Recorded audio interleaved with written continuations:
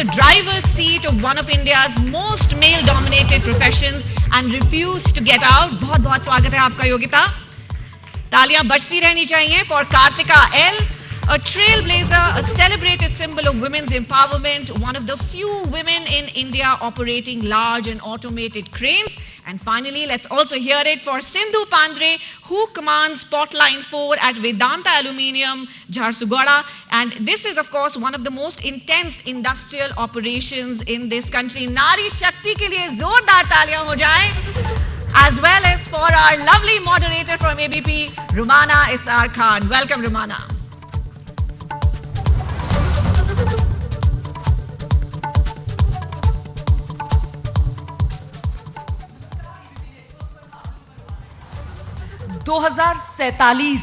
विकसित भारत का लक्ष्य लेकर हम आगे बढ़ रहे हैं और एबीपी नेटवर्क का ये राष्ट्र को समर्पित प्रयास है इंडिया एट 2047 कॉन्क्लेव, जो हम अनवरत आपके सामने लेकर आते हैं.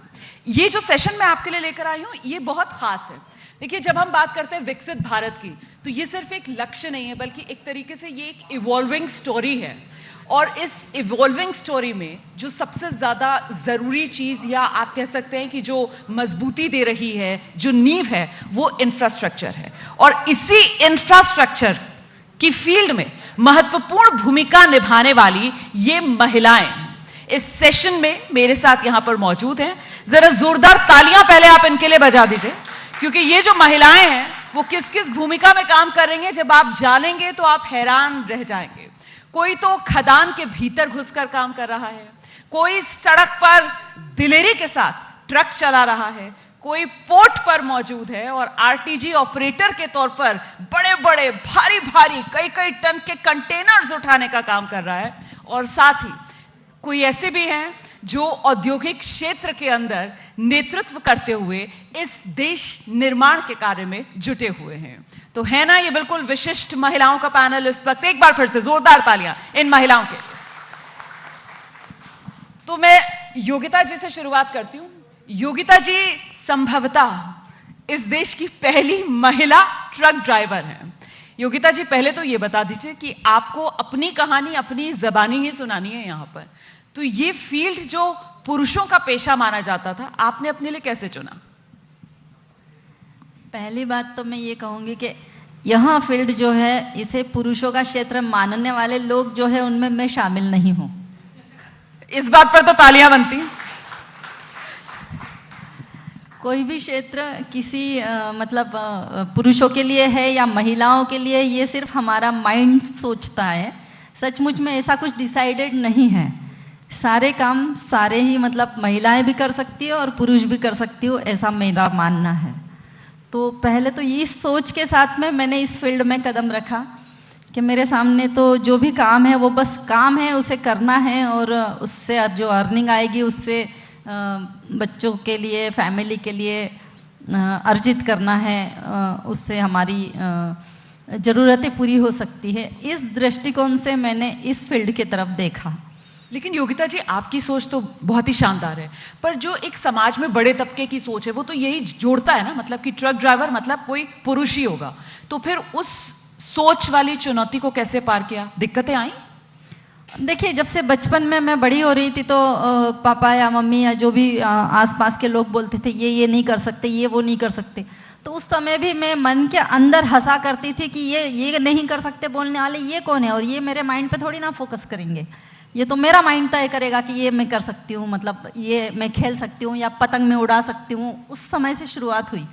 तो लड़कियाँ नहीं छतों पे चढ़ के पतंग नहीं उड़ाती थी, मगर मैंने उस समय भी ये सब किया. तो मतलब मेरी सोच काफ़ी डिफरेंट रही है, जिस वजह से मैं इस फील्ड में आई हूँ. यही कहना चाहूँगी. बड़े बुजुर्ग क्या बोलते हैं इसके तरफ मैं आज भी ध्यान नहीं देती हूँ. पापा तो अभी भी बोलते हैं कितना घूमेगी.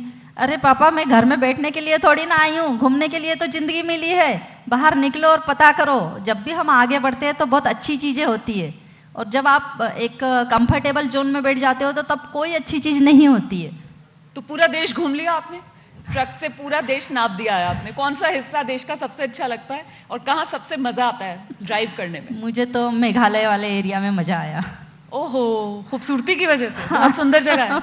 बहुत नेचुरल चीज़ें हैं वहाँ तो। अच्छा, सिक्योरिटी को लेकर कभी कंसर्न होता है सड़क पर जब उतरती है?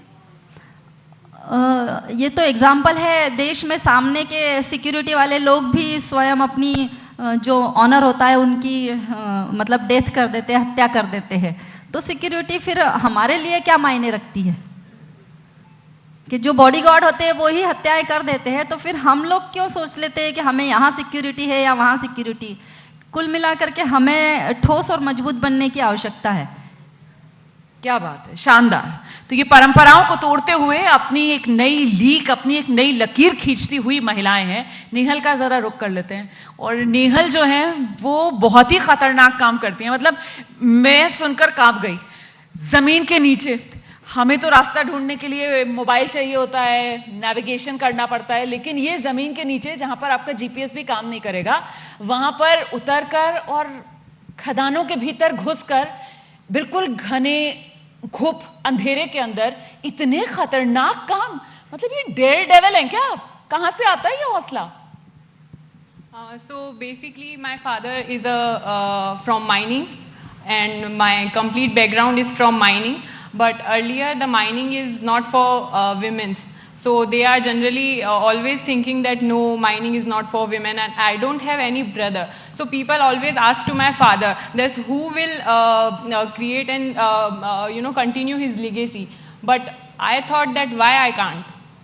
So I step into this world.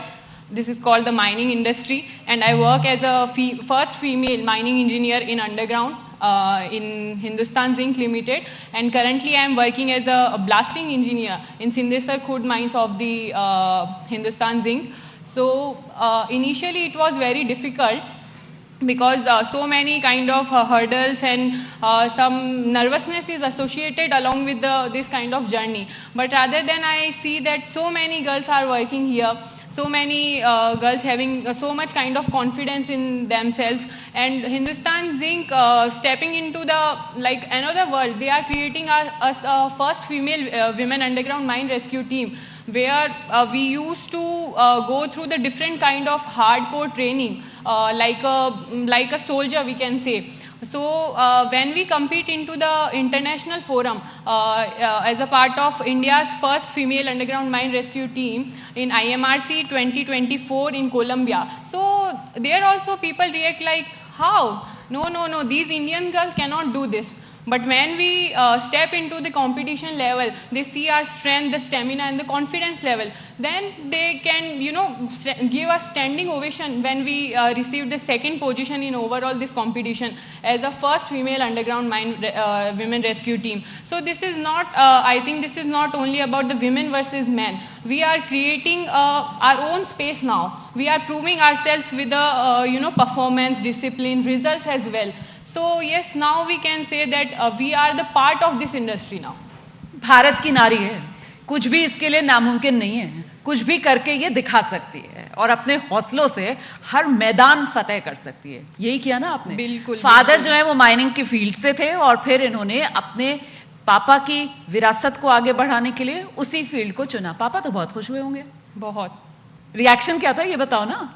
उनका जब उन्हें ऐसे ही एक तरह के फोरम पे बुलाया गया था to recognize him also for this, and he's getting started like emotional. He didn't say anything, but he feel so much kind of proud and all the dignity, and now people are talking about our marriages and all. Then he is saying that no, it is her life, let them enjoy, let them take decision. She will become one day a CEO of an mining industry. So he is always with me. And along with that, not only he, Hindustan Zinc also support me a lot in this journey. He always give me a platform. अभी तो देखिए आपने एक मकाम हासिल कर लिया है जी। तो अभी तो सब जो हैं वो आपकी जो शिद्दत है, जो मेहनत है, लगन है, उसको पहचान भी रहे हैं, सलाम कर रहे हैं। लेकिन थोड़ा सा जरा उस जर्नी के बारे में बताइए ना, जब आपने ये फैसला लिया था कि नहीं मुझे तो पापा वाली फील्ड में ही जाना है, मुझे तो यही काम करना है, तब फिर रिश्तेदार, पड़ोसी, दोस्त, उनके क्या रिएक्शंस थे? मना करते थे लोग, सलाह देते थे ये मत करो, सुझाया क्या करते थे, क्या कर लो? सबसे पहले तो मना ही कर दिया था कि this is not the field for women, they used to go in the IT sector or some manufacturing sector and all those things. But along with my father, I can take my decision. And even my mother also not supporting for this, because she thought that how she got struggled, and when she got to the underground mines, maybe the safety concern will be there. But yes, रोना धोना भी हुआ, emotional drama भी हुआ। yes, मैं उस जरिए से स्टार्ट करना चाहूँगी कि जब मैंने कॉलेज में एडमिशन लिया था, I was the only single female candidate in the engineering branch of the mining. So I was stepping into the laboratory and I saw that only and only the male candidates were there. So I stepped back and come and start calling to my mom and crying that this is not my field, I will not go there. आपने खुद ही रोना शुरू कर दिया? मैंने खुद ही रोना start कर दिया. But then my father talked to me. Then he saying, get more comfortable with this. Yes, you can do it. If my son will be available, he can also do this. So there is no gender bias associated with this kind of you can also do this, you can perform better, you can do it, I am with you. And then I started my journey in the mining, and same kind of things happened with me when I was joining as a mining engineer in Hindustan Zinc. But these people understands me, even the workforce which we are working through, they also respect us. They earlier they are getting hesitated, they are some kind of resistive nature, but they saw that no, ये भी कर रही है, तो they are also supporting me that yes, madam कर लेंगी, madam का support रहेगा तो हम भी कर लेंगे. अच्छा, तो मैडम के सामने सबसे बड़ी कोई चुनौती, कोई ऐसा ऑपरेशन जिसमें वाकई में पसीने छूट गए, बहुत मुश्किल था, कोई इस तरीके का रेस्क्यू ऑपरेशन जो शेयर करना चाहें यहाँ पर आप? रिसेंट टाइम में ही एक इमरजेंसी डेवलप हो गई थी माइंस में, जिसमें एक इक्विपमेंट में फायर हुआ था. तो उस टाइम पे काफ़ी लोग जो थे ट्रक के पीछे की साइड थे जो ट्रैप हो गए थे, और हम सब engineers and senior management team भी वहीं पर थी, नीचे माइन के अंदर. नीचे माइन के अंदर. हाँ. तो उसमें ऐसा रहता है कि एक क्लोज्ड स्फेरिकल एरिया में बहुत सारी गैसेज इकट्ठी हो जाती हैं जो कि बहुत ज़्यादा हैजार्डियस होती है. तो उस कंडीशन में एक रेस्क्यू सिर्फ एक ऑपरेशन नहीं होता, बल्कि एक ट्रस्ट होता है सारी मैन पावर का, सारे लोगों का हमारे ऊपर, कि हम उसको किस तरह से डील कर सकते हैं, कैसे हम उन लोगों को भरोसा दिला सकते हैं कि हम उनके साथ हैं, हम उन्हें बाहर निकाल पाएंगे या हम उनकी किसी भी तरह से मदद कर पाएंगे. तो वो जो एक इमोशनल बॉन्ड होता है जिसके थ्रू, तो उस टाइम पे being a rescue train person I was there. So my senior management team, my manager mister Nilesh Karote help me a lot to go through with this, and they are just making so much confidence that you can do it. And I go there and I take 5 people from this condition to the outside. So this is the biggest, I think, the achievement from my side. 5 लोगों की जान बचाई आपने इतने खतरनाक माहौल के अंदर. बिल्कुल माइन के नीचे जहाँ पर जहरीली हवाएं, गैसेस भर रही थी, वहाँ पर आपने रेस्क्यू ऑपरेशन किया. तो वाकई में यादगार रहेगा आपके लिए. आगे बढ़ते हैं, जरा कार्तिका से बात करते हैं. तो कार्तिका जो है वो आरटीजी ऑपरेटर हैं, और उनसे जानते हैं how is your normal working day, like what work do you do basically? या इट्स ओके, एक बार तालियां बजा दीजिए. कार्तिका बहुत नर्वस हैं. नर्वस होने की बिल्कुल ज़रूरत नहीं है, हम सब आपके देशवासी हैं, आपकी ज़बानी सुनना चाहते हैं, आपका experience. So please share it with us. या it's okay. Okay, as a crane operator, I was involving container handling in the port. When I started my career, I was the first lady operator in our port. Now we have 8 operators in different roles. So how did you choose this field of being a crane operator?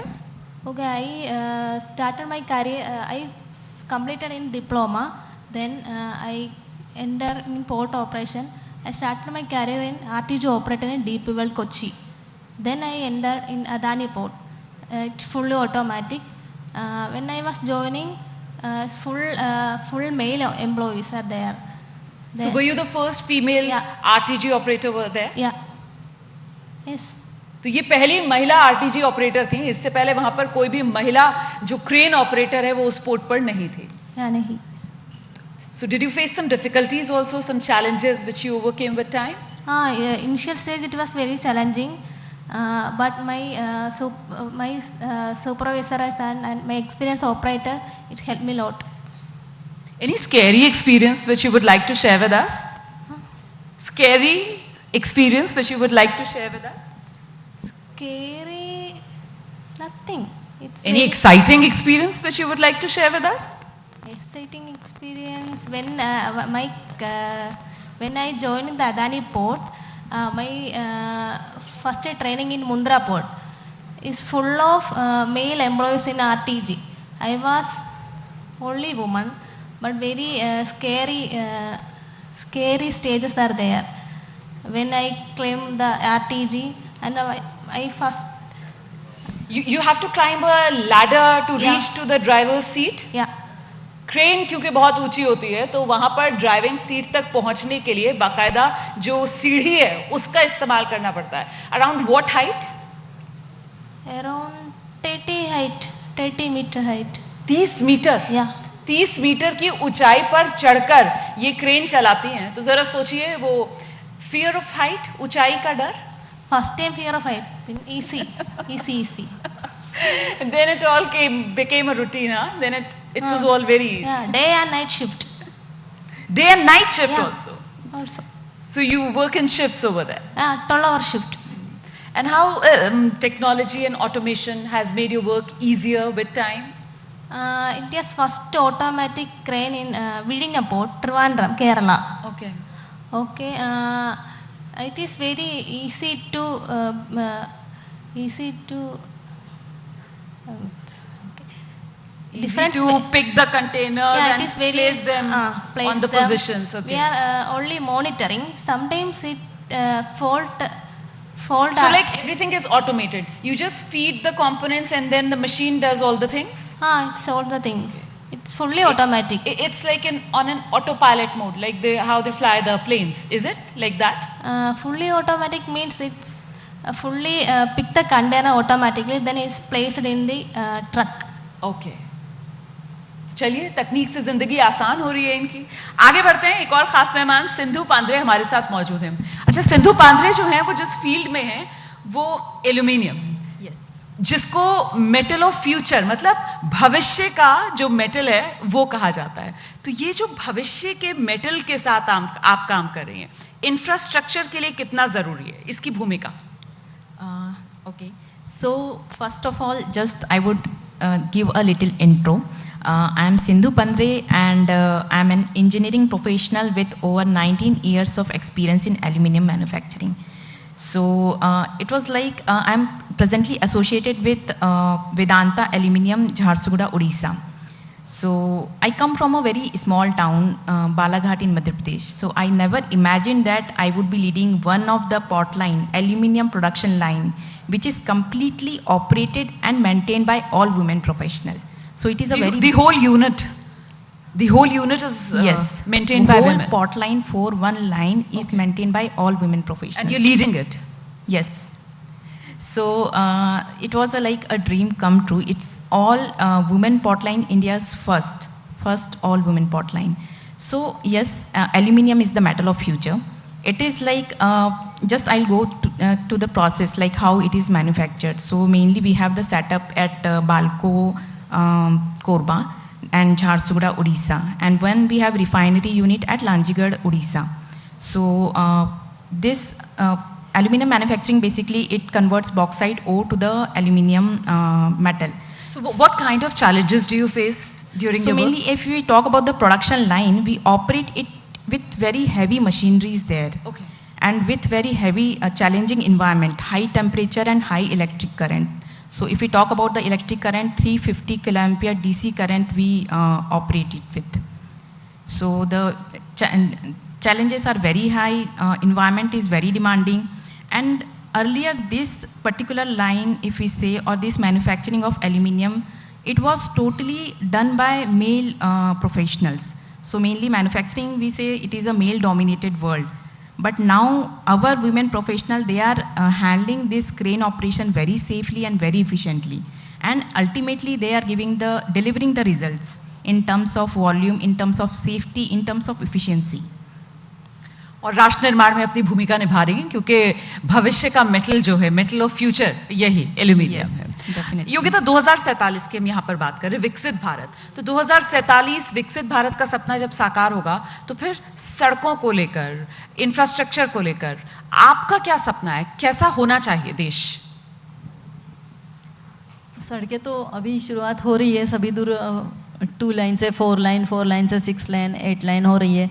और मेरा ये सोचना है विकसित भारत को लेके सबसे पहले तो कि आप जो बार बार बाईपास बनाए जा रहे हैं और एग्रीकल्चर लैंड को ऑक्यूपाई किए जा रहे हैं, इसे रोक करके सीधे आपने उस सिटी को क्रॉस करने के लिए फ्लाईओवर बनाने चाहिए सभी दूर, न कि एक बाईपास को क्रश किया, पब्लिक ज़्यादा वहाँ पे आ गई रहने के लिए तो आपने फिर दूसरा 50 किलोमीटर दूर बाईपास बनाया।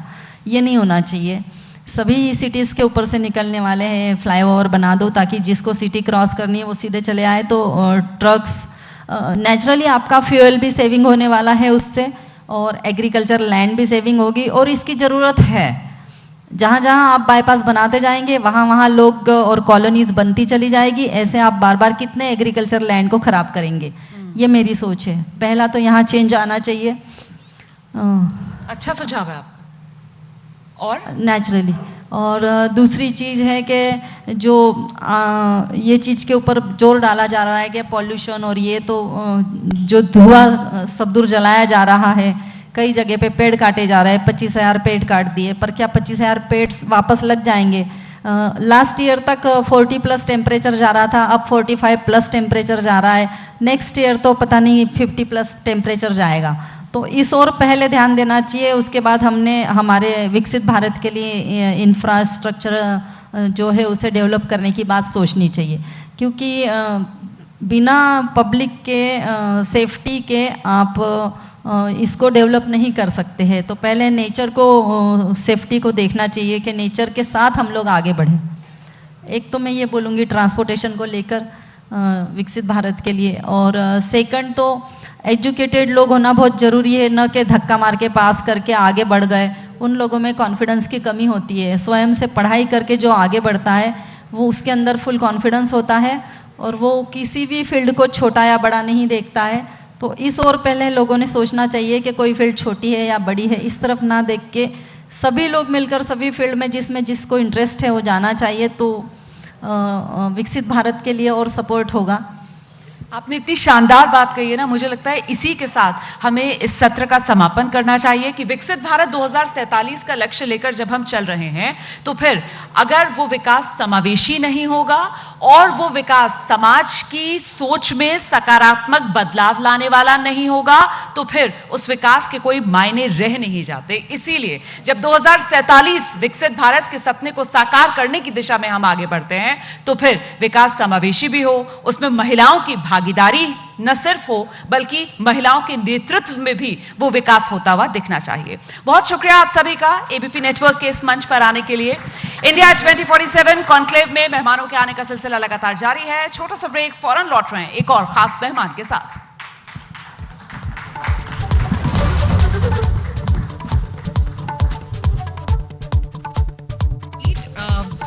Mic is back on. हमारे साथ स्टेज पर बने रहे हमारी भारत की बेटियां, जिन्होंने जो स्टीरियोटिपिकल करियर्स हैं उनकी बेड़ियां बिल्कुल तोड़ दी हैं। दोस्तों, एक बार नारी शक्ति के लिए फिर से जोरदार तालियां। I'd love to invite on stage Saika Datta, Vice President Sales, ABP Network, and Gautam Datta, National Sales Director, ABP Network, to please present our speakers with a moment.